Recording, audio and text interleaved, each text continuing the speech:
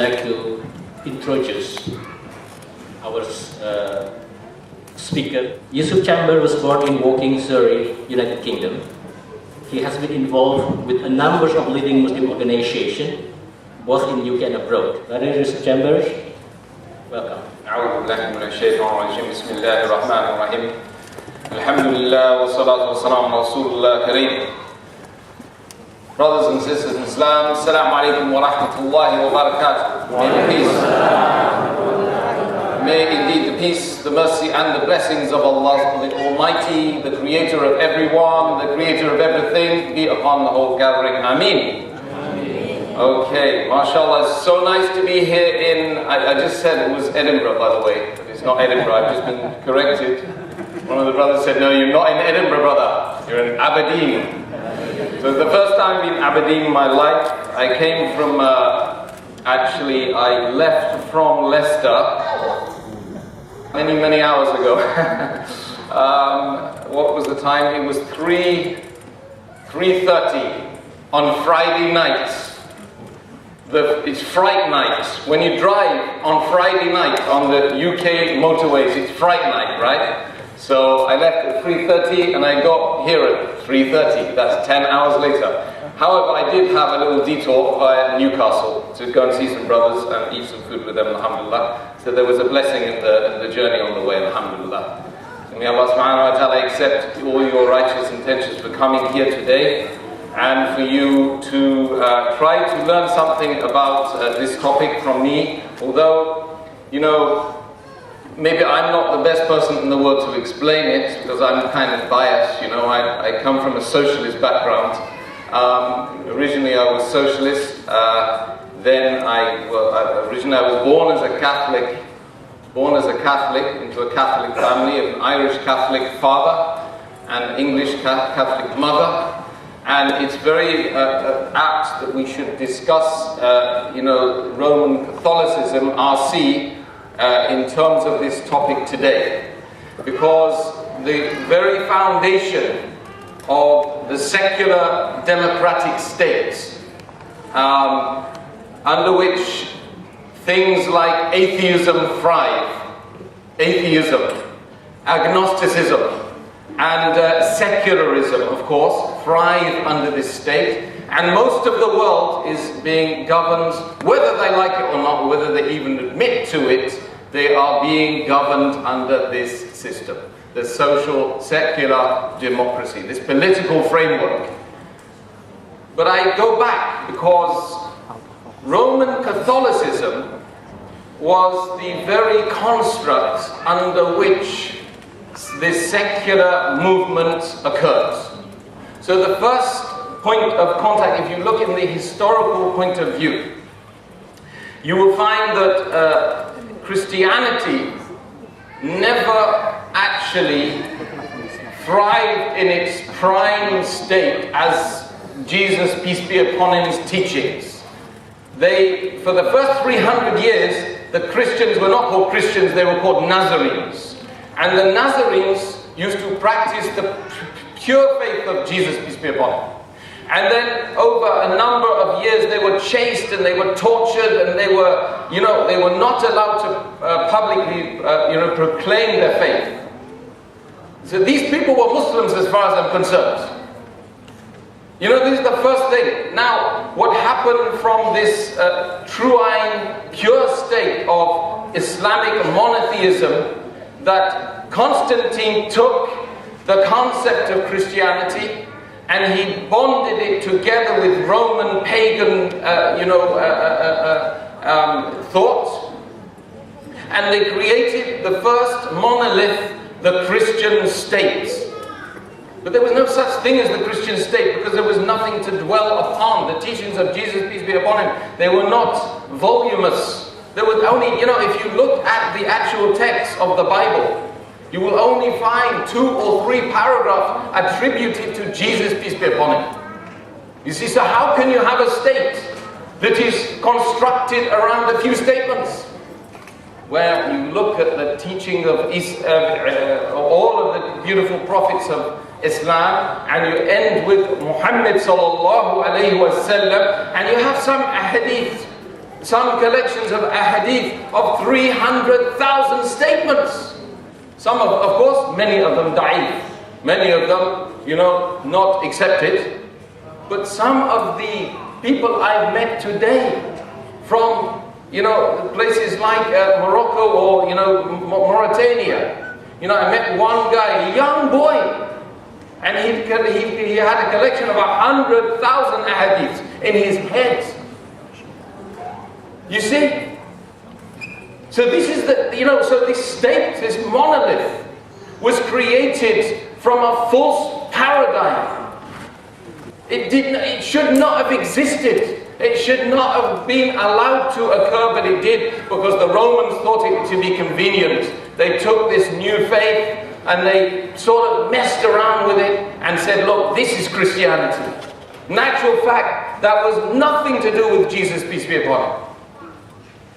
Why am I talking to you about this? Because from this very state, over generations and generations, what has occurred is a deep-set hatred for Christianity. You see? Because people have been told you are in this box or you're not in this box. Under a secular state, and I'm going to read the definition of a secular democracy to you, right? This is a definition. It says, a secular democracy is a government that respects that the citizens have a variety of religious practices and beliefs and traditions. The government doesn't infringe upon the various individual beliefs and do not impose one set of religious beliefs upon any unwilling citizen. So this is the secular state, you see? And this is born out, actually, of the Christian state. And this is where it's come from. It's come from that, more pure root to being completely and utterly solid and useless, as it is today. So, first of all, I'm going to argue that the secular democratic state does not do what it says it's supposed to do. Okay? And historically you can prove that. It does not do what it's supposed to do, i.e. allowing all religious plurality, different persuasions and groups. Because, you see, when one group demands its rights, inevitably the other groups will lose their rights. Correct? Okay? So, for example, today, we have the gay marriage bill. You see? Now, some of the politicians have argued, and many of them, 140 conservative MPs voted against the gay marriage bill. Okay? And they said, look, after consulting the religious groups in our boroughs, we found that we would be unnecessarily treading upon their values if we allow this bill to be supported. You see? So in a secular state, and it's a secular democratic state, plurality does not exist. It's an anathema. It's a fool's gold. It doesn't exist. It doesn't work. Okay? Is everyone with me so far? Just let me know. You put your hand up if you don't understand something, or you think I'm going too fast, or I'm going too slow. I'm a bit slow anyway, I'm Irish, you see, so I can be slow like that, The reality is that, so how did this manifest itself? The first thing is the Catholic state became very authoritarian. It started to say either you're Catholic or you're dead, right? It did not allow any other persuasions of Christianity, right? So it's not pluralistic at all.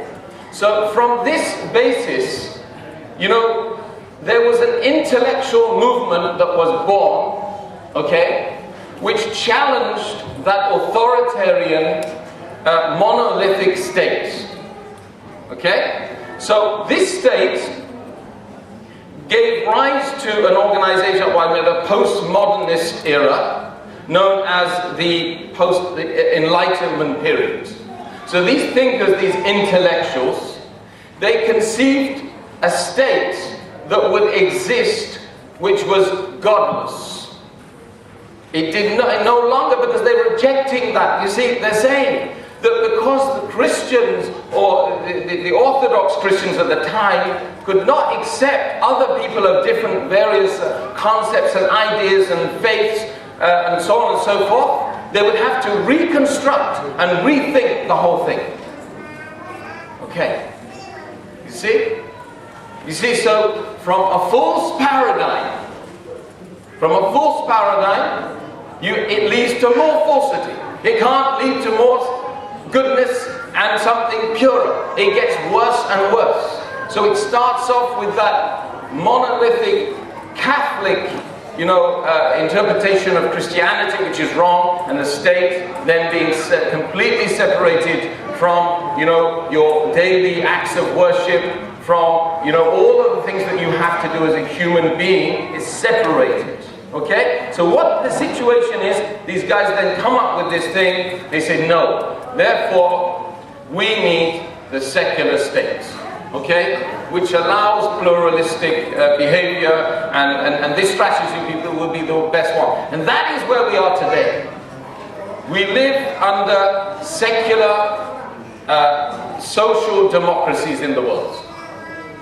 And varying, some of them are known as hard secular states, and some of them are known as soft secular states. So the hard secular state would be, put your hands up, you can give me an idea of what is a hard secular state. What is a hard secular state? Qawi, shadid, tough. Give me an answer. I mean, it's one very close to the shores of Britain. France. Hey, France. Yeah, So France, it can be defined as being one of these hard secular states. So if we look in France, we'll see the banning of niqab, of course, the banning of hijab in public buildings, the banning of religious symbols, the banning of discussions based upon religion, and dawah and stuff like that, outreach, inviting people and missionary work is completely a no-no. So this is a hard secular state. Now, if you look closer to our own shores in Britain today, you'll find the secular state is more soft, because it has religious symbolism. It has as the head of the state a Christian. You see? Who is the head of the state? Yeah. Huh? Yeah, but so who is the? You have people standing in Parliament, isn't it? People standing in Parliament. Well, I'll stand because they're standing, not because I'm standing for the Queen. But one day we'll do that probably if we're not careful. If we continue with the secular state. But so you have these particular people who are wearing the garb of Christianity. Sitting in Parliament, even being involved in state apparatus, being involved in decision making about social, political, economic life. Okay? So this is known as a soft, secular, democratic state. Okay? But there are problems with both, right? One is that obviously you can never declare that you're pluralistic with the hard version of the state, right? Because you're saying, take your hijab off, but you can still be a Muslim. But you better not have a hijab on, brother, because your hijab is your beard, right? Yeah? There's all that rough stuff looking on your chin, and then that's why women don't go after you so much. And then, true, right? People see me with this, and they say, oh, look at that fisherman. What's wrong with him? Father Christmas. One guy came up to me, a little kid came up to me in London a couple of years ago. He said, hey, Father Christmas, why are you bringing me? I said, I don't know. Are you one of my gnomes? And that got him. That really got him. All his friends started laughing at him. But, so going back to that, hijab is part and parcel, whether I mean, we all have different kind of strengths and weaknesses, right? So some of us grow it, some of us wear it, some of us don't, some of us think, well, maybe tomorrow, maybe never, So, but hijab is part and parcel of the Islamic ethos and identity and practice. Therefore, you're obviously going against a social democracy which is hardcore, is not therefore pluralistic. Okay? So, go back to the definition. See if it's fulfilling the terms of the definition. No! Halas! It's a lie. You see? So, secularism is failing the world today. Now, what we need to do in order to find out whether it is or not, we need to look at social indicators, right? So we go back to things like which are fundamental building blocks of humanity, which is the family. So in the onset of the Industrial Revolution from the 1880s onwards, Victorian Britain, etc., in this country and outside, the human condition was very different from what it is today. We used to live in extended families. And back in Indonesia, you still have the extended families, right? You have a whole village and the whole family is related from that village, right? Now, we now live something like 45%, last time I looked at the figures, 45% of Londoners living on their own. Right? Living on their own. And even architecture now is based upon a design which is like a single space for a single person. It's that kitchenette. They don't call it kitchen anymore. There's a kitchenette. And there's no dining space because there's no one to dine with. Right? So you end up with this little hole, poxy little, this little tiny space with a kitchenette and a bathroomette. Half a toilet, and then you go out of your little space, your cardboard box, on the 6th floor. I mean, it's worse than that in Japan, right? Japan's just dreadful. There's like 20 people living in a place where usually one person would be living in, right? I mean, so this has all occurred, and all happened as a result of people losing their true identity. You see? So people now have been, molded by this state to the extent that they have to become now obsessed with individuality. So the secular state thrives upon a person accepting that they're only an individual. So what did Thatcher say in 1979? I was studying politics at the time. She said, there's no society. There's only men, women, and children. So there's no society. So what's she saying? She's saying, be an individual. The world is your oyster. Go out and get it. And don't care about the other people in the process. This is the secular democratic state we're talking about. So now, children, 50% of children in Britain is guaranteed you're going to be in a single parent environment sooner or later. Disaster for mankind.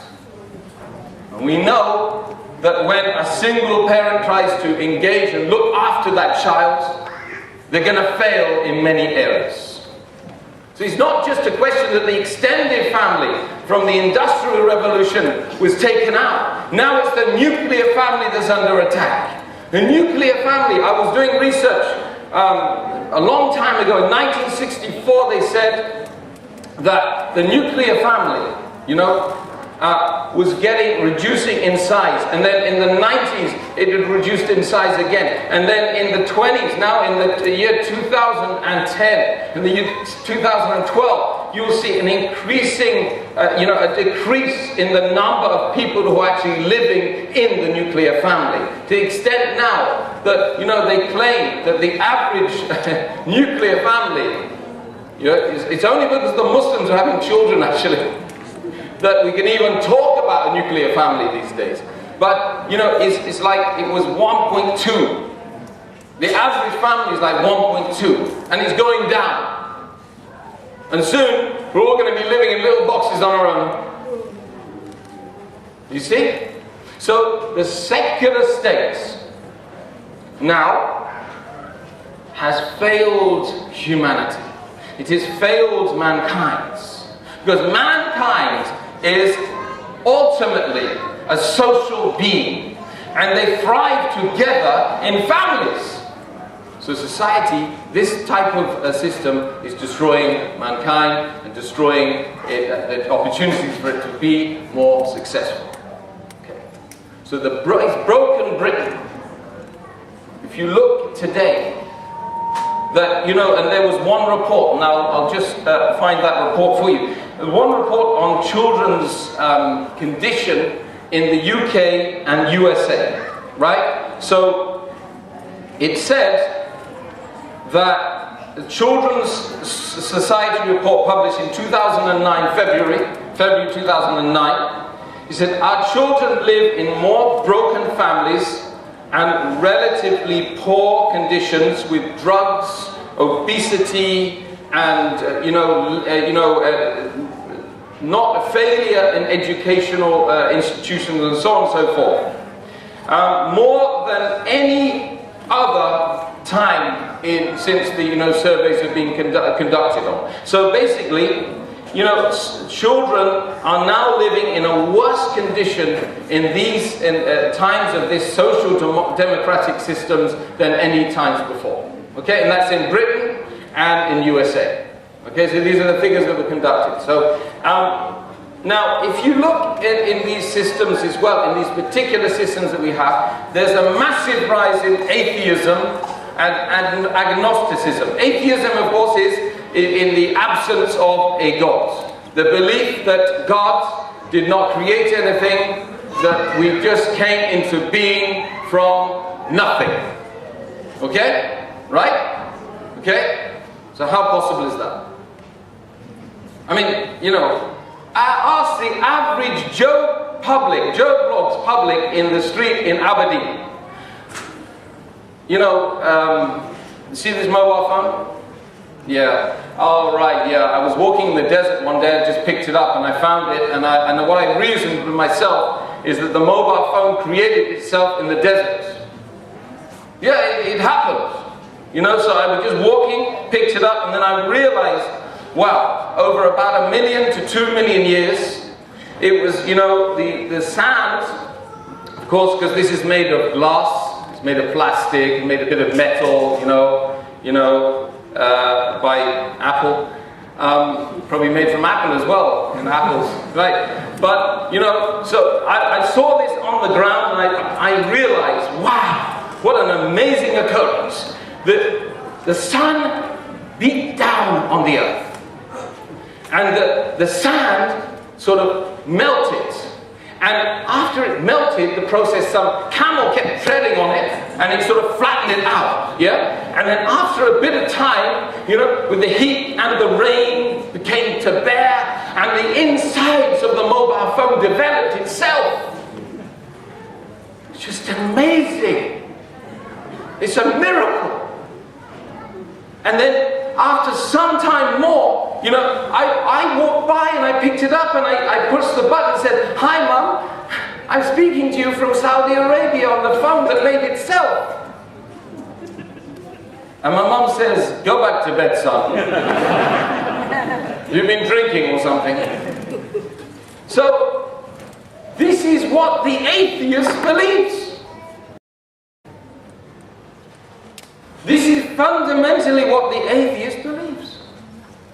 That everything in the created world, not the mobile phone, this is nothing, but everything in the created world came into being by chance on its own from nothing. What's happened to the mobile phone? What's happened to the microphone? Right, came from nothing and is nothing, right? So, if you came from nothing, you are nothing. Right? You're just nothing. If you're nothing, then you're going nowhere, and you are nothing. I don't want to talk to you, because you're nothing. I don't talk to nothing. I mean, you talk to an atheist and you can't have a conversation because it's nothing. So now we have top university lecturers, Obama's ex-advisors, guys who are heading the space station, NASA, you know, saying, we came from nothing. You know, I mean, I don't know if anyone's ever seen, but Dawkins, Richard Dawkins, is asked by a priest, you know, in America, you know, he's talking about nothing. He starts saying, well, we need to define what nothing is. Richard Dawkins, we need to define what... And the whole audience starts laughing. And many of them are like, they don't know what they are, but they say, how are you going to define nothing? So the priest says to him, this guy, don't get this guy. He says he soups up nothing and he dumbs down God. You know, this is the... So, what it is from all of this super states, all of these crazy ideas are born. They're born and they live through the media. So what happens in the media? So you've got all of these different systems that... you need to get something to clip this. Anyway, so you've got this system relies upon education, media, you see? Media and education, right? Or brainwashing is another way of putting it. Because you're not going to tell people the whole story, you've got to tell them only half the story. So for example, the BBC regularly says that we came from monkeys, and that's a fact. So they present something as outlandish as, you know, us developing from monkeys, okay? And those monkeys developed from an amoeba. So, and the amoeba came out of nothing, okay? So the first thing is, from absolutely nothing, the mobile phone created itself, and then the whole universe did. And then they kind of, you know, developed from there into a, you know, something was slightly bent over and hairy, and then so it got less hairy and eyes open, and oh, hi everyone, hi, oh thanks very much guys, you know, to the monkeys, right? Now, the thing is, and this is the real, you know, this is the danger of this. Now the media system, the BBC, the BBC, it's got such an authority that people believe it. They believe it without thinking. I heard it. When do you hear it? BBC. Oh, it must be true then. You see, this is the way in which the superstructure, the state, the social democratic, the state is now taking apart any person who has a belief in the gods, in a creator, in the beginning, something before nothing. Because there has to be something before there's nothing, right? Before, there has to be something in order to be, you know, the creative process to begin. So, the society that we live in today is now dominated by this education system with this media arm, which is constantly throwing these ideas at us so that we start to absorb them and accept them as literal truth. You see? So if you noticed, and I want you to do this as an exercise, go on the BBC, or listen to the BBC, listen to Radio 4. Radio 4 is a good one. It'll teach you good English, okay? But bad science.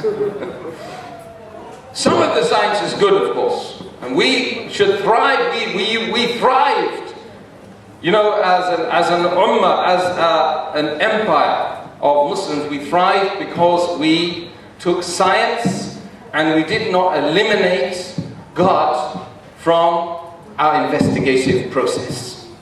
Okay? Nowadays, we're being told it's either science or religion. If you're part of religion, You're part of the Stone Age. You're part of the ape-like creatures that exist, or existed many eons ago. But if you're part of scientific endeavor, you're part of a system that will allow you to be successful. Okay? Right? That's what we're being told, isn't it? Do you recognize that? That's what's being said in all of those media outlets, and even in the education process. Now, this is the danger of it. I was in Pakistan recently.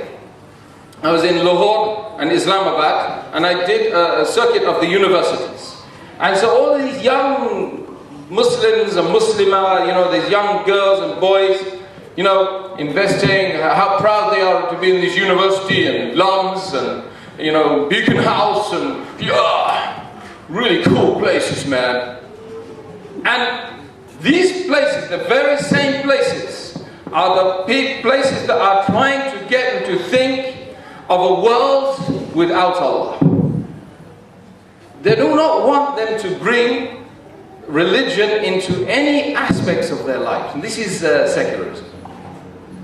So I was shocked when I just couldn't believe that there were so many people that were considering life without Islam at all. But it's not just in Pakistan, it's in Indonesia for sure. It's definitely in the streets of Britain and Scotland, shall I say, the streets of Scotland and the streets of the UK. You will find that in the universities. You will find that most of the professors now are trying to push this upon their students. My daughter is studying chemistry and pharmaceutical research in Leicester. She has one lecturer. He comes in and he sits down on the chair. Before he sits down, you know, we say, "In Alhamdulillah."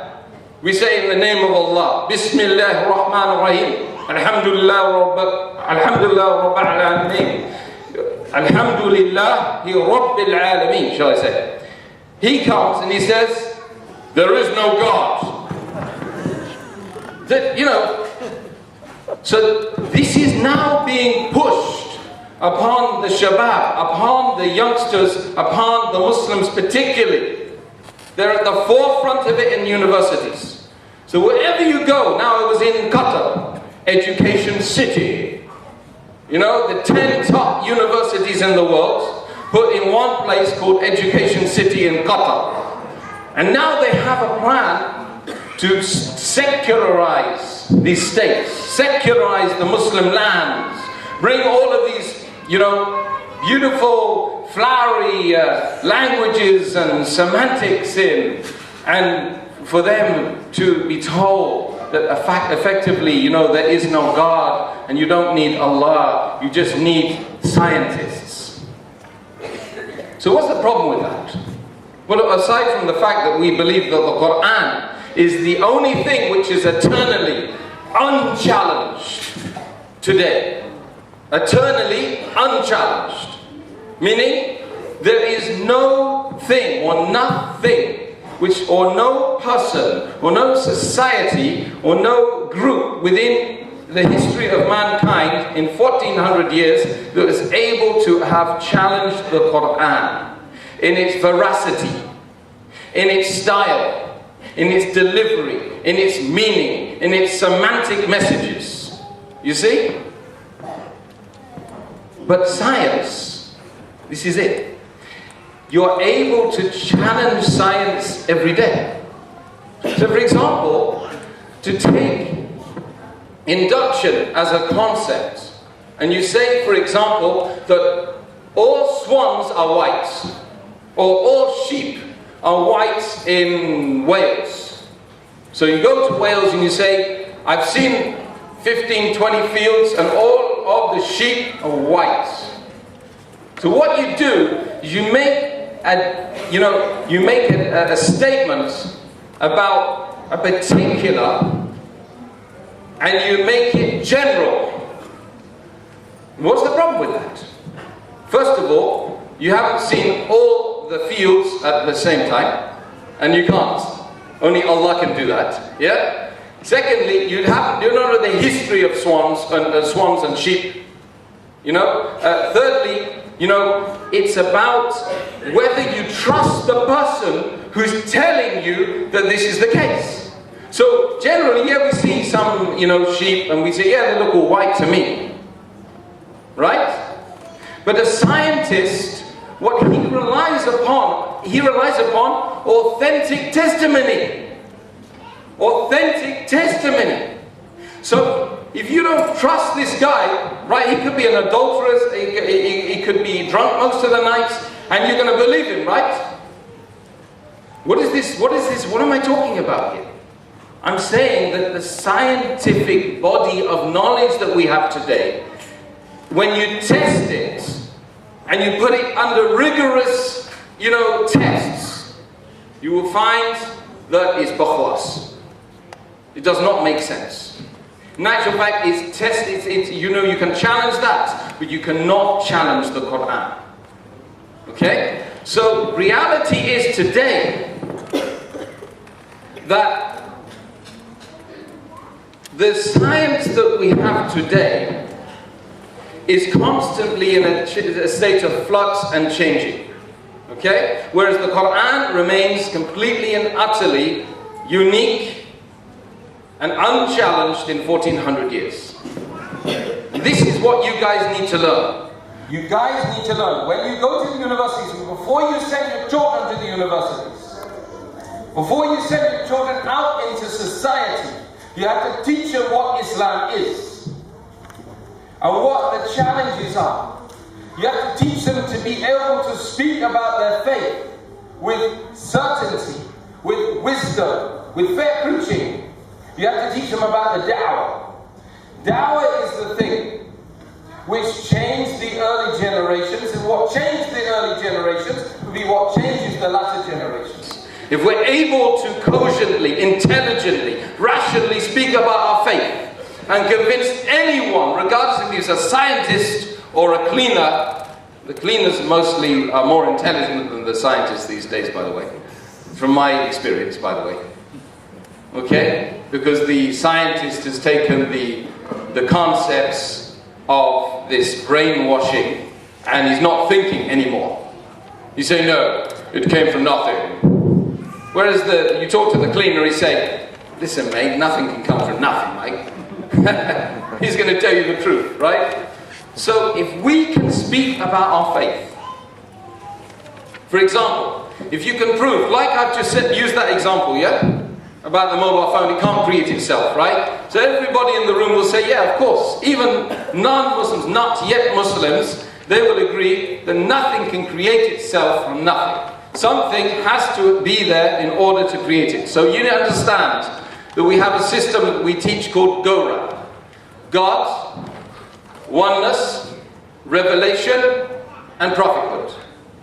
If you learn this system, and you learn and you internalize it, you can go to anyone and you can explain your faith. And that's what you have to be able to do in these societies, these so-called secular states. If you cannot do that, you're on a hiding to nothing. So when I was in Pakistan, that's all we were doing. We were teaching the kids how to speak about their faith.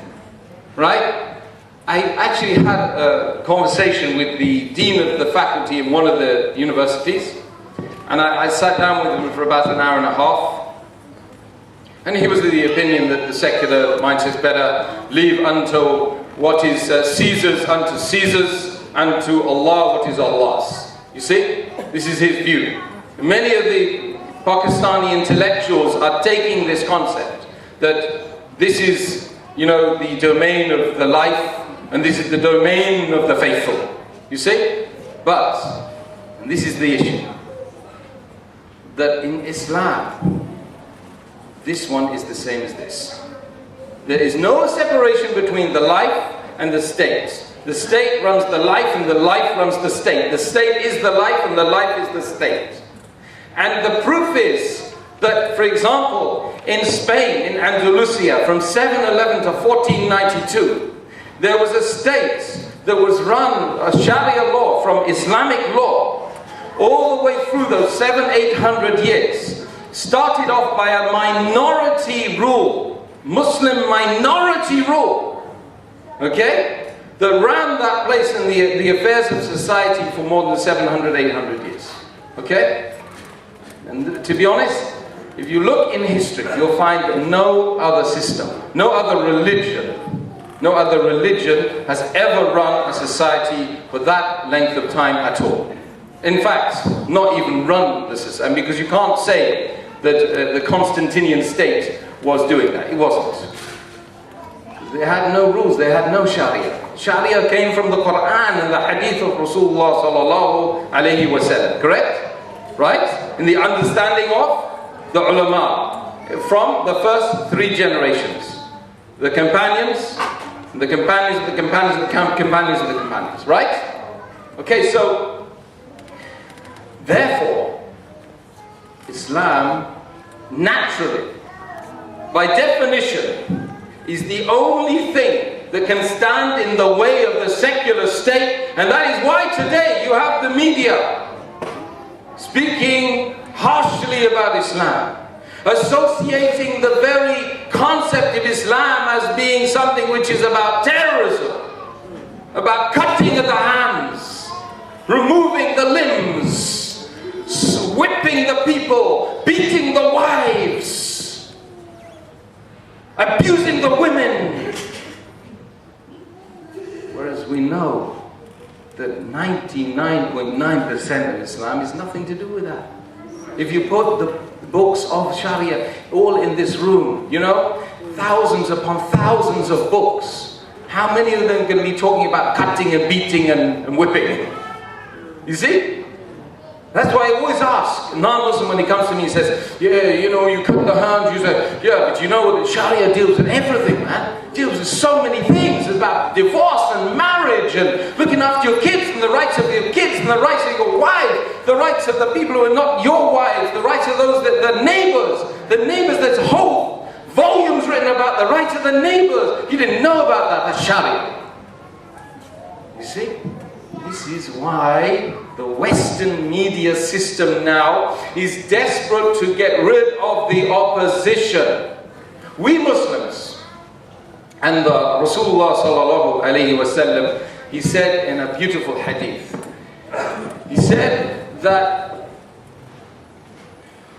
none of you have truly believed until you love for others as you love for yourselves. And the shah of this hadith is not about Muslims. Because a lot of people think that ihwa, it's Muslims, yeah, Muslims, man. What you love for the Muslim, you love for yourself. No. What you love for insan, what you love for yourself is what you love for him. What you love for David, and Roger, and Paul, and Angela, and Wendy, and Jane, and all of the rest. Meaning, the concept of Islam is inclusive.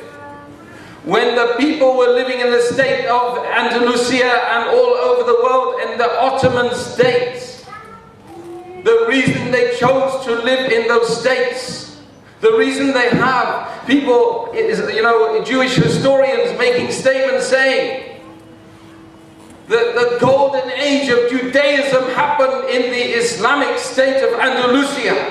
Why?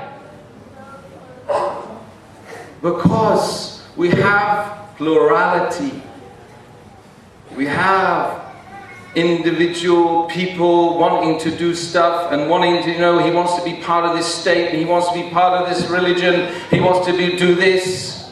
As long as he abides by the rules, he pays the jizya tax, he pays the protection tax, the tax to protect him or her. They go about it in their daily lives. SubhanAllah. So you have the antithesis of the secular democratic state is Islam. Islam is the only thing that can challenge it. The only thing that was able to challenge it and is able to challenge it today is the pluralistic, trying to get the word out. Probably need to get some drink now. Just water though. I want to say that anything, any other systems that are available today for us to look at, socialism, the social democratic state, or any other system, globalization, are not able to allow people of varying perspectives and religions and ways to live under one system so successfully as the Islamic edifice of the Islamic State, the super state that we knew from yesterday, which had been dismantled from the early 18th century onwards until today. And today what we see is just a shadow of its former self. We see a bunch of Muslims with no leaders. We see people that don't know about their faith. We see people who don't know about the Quran. They don't even know who the Prophet Muhammad ﷺ was. They're not able to engage in political, economic, social, religious dialogue. They've become, subhanAllah, brainwashed by the very system that we live in here. And I ask Allah subhanahu wa ta'ala to make us part of a revival of this beautiful manifestation of this incredible religion. It's not just a religion, the way of life, Islam. Ameen. I ask Allah subhanahu wa ta'ala to make it happen in your community here, in your community and the wider community as well. And we should be inclusive, we should be calling them, we should be making da'wah. And we'll be talking about the da'wah tomorrow and the obligations of da'wah and what are those manifestations of da'wah tomorrow, inshallah. Assalamu alaikum wa rahmatullahi wa barakatuh. A couple of points. You said television is the most powerful media at the moment. However, it's been superseded by social media now. So the good news is, actually social media, what am I talking about social media? Twitter, right? Now, I'm going to tell you one way that we can change the world, right? And that, honestly, every single person in this room has to have a Twitter account and a Facebook account. Now, if you start, because a lot of the ulama, they start saying, well, it's fitna book, and it's fasad book, and it's, right? But some of the very ulama that yesterday were talking about it, like, I met this guy in, what's his name? Mufti Menk. I met him in Qatar a few weeks ago, and he said to me, he made this fatwa, he said, forget it, it's just disaster for mankind. Don't go on there, he was showing these pictures and boys and girls getting to know each other and stuff like that. So then Allah subhanahu wa ta'ala, he said he tested him on this issue. So he created this, this one guy created 3 or 4 pages and used Mufti Menk's profile picture and started collecting money on his name. So Mufti Menk, he managed to track the guy down. He said, look, he didn't tell him I'm Mufti Menk. He said, look, I want to give you some sadaqah to you, but I have to meet you in person. So he went, and he went with the intention to take this guy and basically give him a telling off. And he got hold of the guy and he said to him that, I am Mufti Menk, not you. Give me our identity back. So the guy got really frightened and he said, oh look, we'll cancel all the accounts. He said, no, just give me the IDs, give me the passwords and usernames, etc., and I'll take over. So he slowly started explaining that what this guy had been doing was wrong, and it wasn't me that was speaking, so please forgive me of this, and he closed 2 or 3 of the accounts down. Okay? And then after he closed the accounts down, he started to use the one account left. He started to realize it was having a massive impact, and thousands of people joined him. And then within a period of 2 or 3 weeks, he had 100,000 followers on Twitter. And he said, my goodness, subhanAllah, I can affect. And 10 to 12%, he said, were non-Muslims. Right? So what did they do? They started to use another narrative against him. And they said that the guy, the Boston bomber, was associated with him. I don't know if you guys heard. And then he had to tweet that this is rubbish. But he had an amazing impact in the da'wah from using Twitter. Now, if every single Muslim uses Twitter for the right reasons and uses Facebook for the right reasons, we can change. And the narrative is driven from social media to the blogs, and from the blogs to the media. Right? These are the way things are working. So if there's one thing I'm going to leave you with today, is you have to use social media now. Television is passé. It's history. It's not as powerful as you think it is. So go to social media, inshallah. And the last point, the brother was making the examples. Well, brother, unfortunately we don't have any existing examples. We have communities living in various places of the world that you can use as an example. Malaysia, there's some good examples there. Some Muslims and brothers have started to rule by taking the ruling of Allah subhanahu wa ta'ala, and there's some states there. There's probably places in Indonesia. There's probably places in the UK, you can say, that are good examples. But the main ones are sort of from the historical perspective in Andalusia.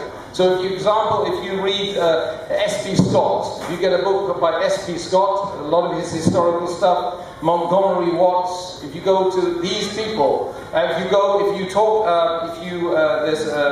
Sir Thomas Arnold wrote a book about the peaceful spreading of Islam. If you read these books, then you can give it to them and tell them, read these books, okay? And this is from them. It's not from you or one of your brothers saying. These are non-Muslims writing about the amazing qualities of the Islamic society when it was existing. So please do that, my brother, inshallah. There's many others I can give you if I see you afterwards.